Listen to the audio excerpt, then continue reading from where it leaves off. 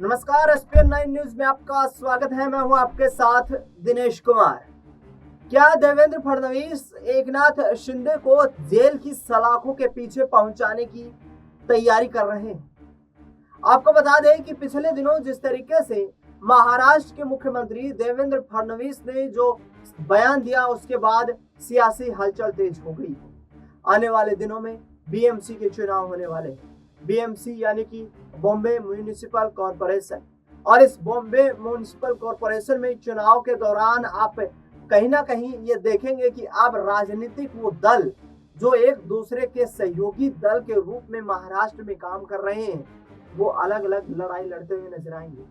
यहाँ पर उद्धव ठाकरे की शिवसेना, एकनाथ शिंदे की शिवसेना, भारतीय जनता पार्टी, कांग्रेस पार्टी, अजीत पवार की एनसीपी और शरद पवार की एनसीपी, तमाम दलों ने अपने दावे पेश कर दिए हैं कि वे अकेले अपने दम पर चुनाव लड़ेंगे। तो लेकिन इसकी चर्चा बाद में करेंगे।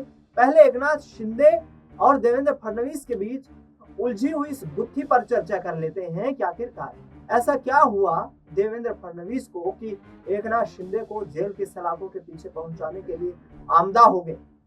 आपको बता दें कि वर्ष 2020 के बाद लगातार यहाँ पर महाराष्ट्र में Devendra Fadnavis deputy chief minister की जिम्मेदारी निभा रहे थे और मुख्यमंत्री का जिम्मा एकनाथ शिंदे के पास था।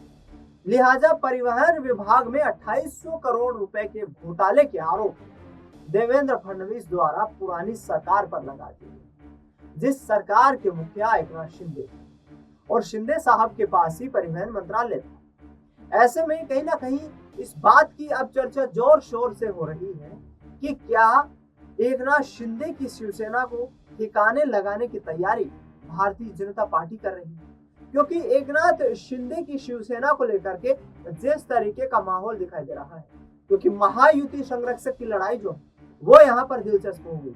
महायुति में 3 बड़े राजनीतिक दल जो अभी सत्तारूढ़ पार्टियां हैं, यानी कि बीजेपी, शिवसेना एकनाथ शिंदे गुट और एनसीपी अजीत पवार गुट। इन तीनों गुटों से एक संरक्षक बनाया जा रहा है।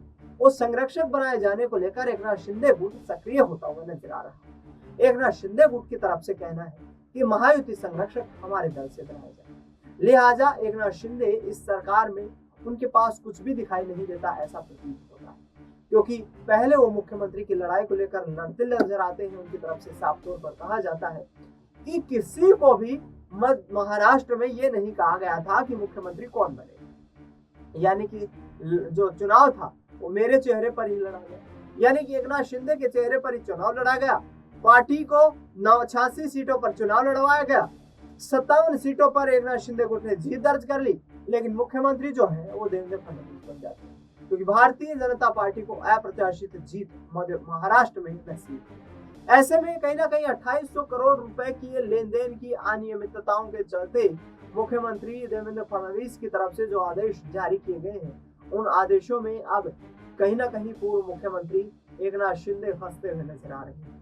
इस पर उद्धव ठाकरे के गुट यानी कि शिवसेना की तरफ से करारा हमला बोला गया है एकनाथ शिंदे पर। उन्होंने कहा है कि सत्ता के लालची, कुर्सी के लालची कुछ ऐसे लोग जो शिवसेना के 2 टुकड़े करके, जिन्होंने अपनी राजनीतिक विचारधारा से समझौता कर लिया, वो अब जेल की सलाखों के पीछे जाने वाले हैं। यहाँ पर सीधे तौर पर उद्धव ठाकरे गुट के नेता जिस तरीके से बयान देते हुए नजर आ रहे हैं, संजय राउत ने कहा कि जो यहाँ पर नीतियां एकनाथ शिंदे की थी, वो दिखाता था कि वो एक भ्रष्टाचारी चेहरा है, और इसी भ्रष्टाचार के लिए वो यहाँ पर शिवसेना जो उद्धव ठाकरे गुट है उसका साथ छोड़कर बीजेपी के साथ चले गए।